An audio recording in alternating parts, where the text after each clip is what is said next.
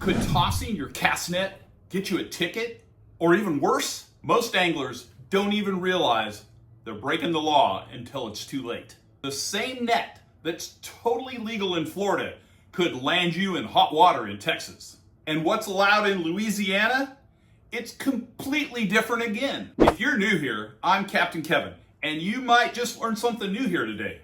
Let's break down what's legal and where, what nets to use, and most importantly, how to throw one the right way without soaking your clothes and freezing or getting a mouthful of lead line.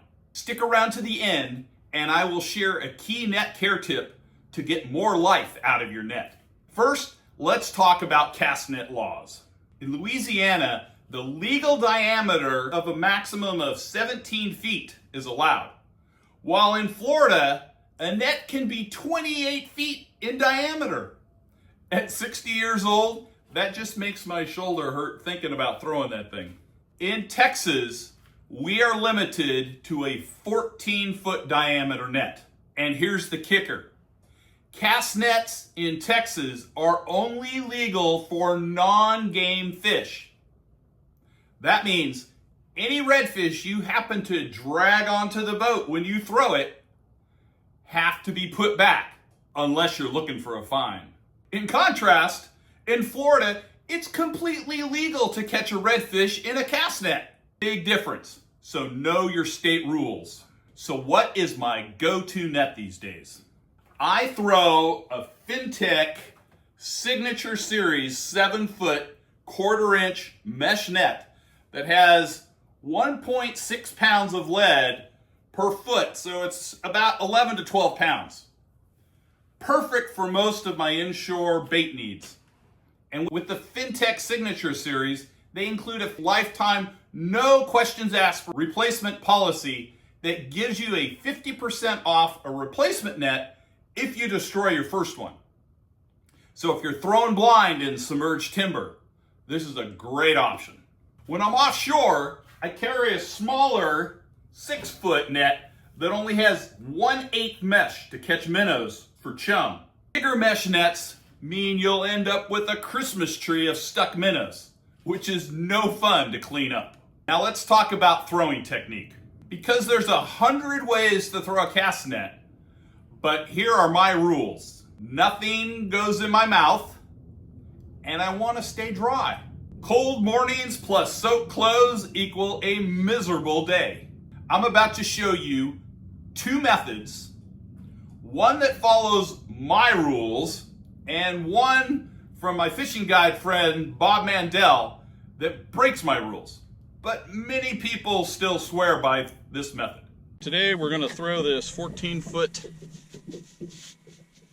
cast net. It is the largest cast net you can throw in Texas. And this is how I throw it so that I don't put the weights in my mouth. I don't put the weights over my shoulder and get all wet, because if after the first cast, unless you want to get all wet, especially on a cold morning, it's not a fun thing to do. So, got the line in my right hand. I'll take the net and stand it up right next to me and grab the net in my right hand at that point. Now, the next action I want to take is I want to get about 50% of the net in my hand. Now what you want to do is make sure that when you go through the net, there's no tangles or anything. Make sure that is all clean there. All right. So the next thing you're going to do is you grab this set of weights about 1 foot up. You're going to bring it over and you're going to set this in your hand and put it over the top. Then you're going to reach down this line here and pull up one section and stick it right underneath your thumb.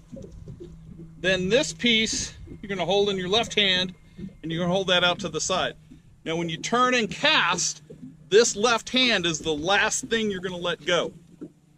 So once I cast this out, you want to hold on to this left hand, the net here, the last piece. So this should be the last piece that goes into the water right next to the boat.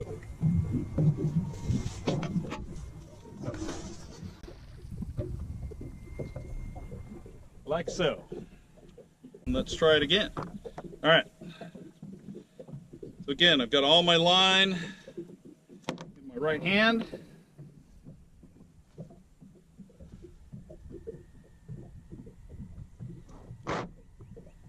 Pull it up next to your waist. Go through 50%.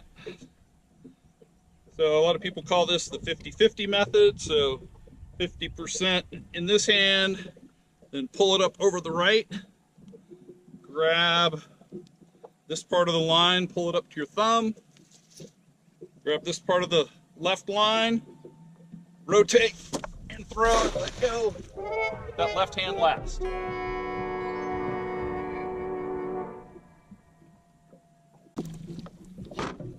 So one of the first things you want to do before you throw your cast net, especially if you got a live scope, is scan the area that you're going to throw in and make sure there's no debris down there. Make sure there's no sticks sticking up, brush piles and stuff, so you don't throw your net down on a brush pile and get it hung up.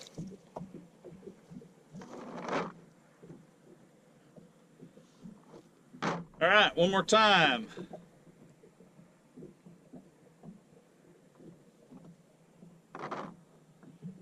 %. Up in this hand, one arm over, or one piece over the top. You're ready to throw, rotate.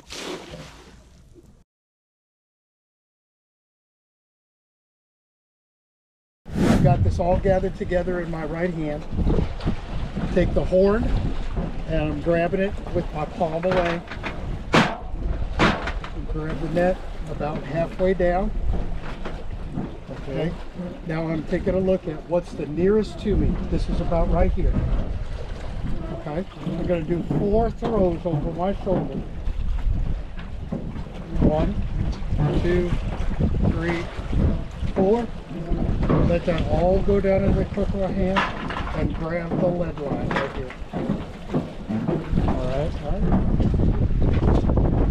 So probably the biggest thing on the throw is getting the hang of the back. When the weights come and pendulum back and they reach their furthest extent, you kind of feel it, and that's when you want to go forward with it, drive and pull it.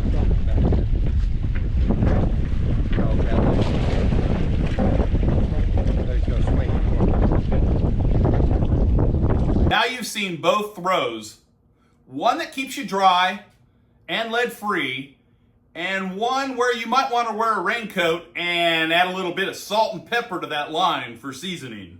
Here's the bonus care tip. Is your net getting old and stiff? You can use Downy fabric softener to condition and rejuvenate a cast net that's become stiff or brittle.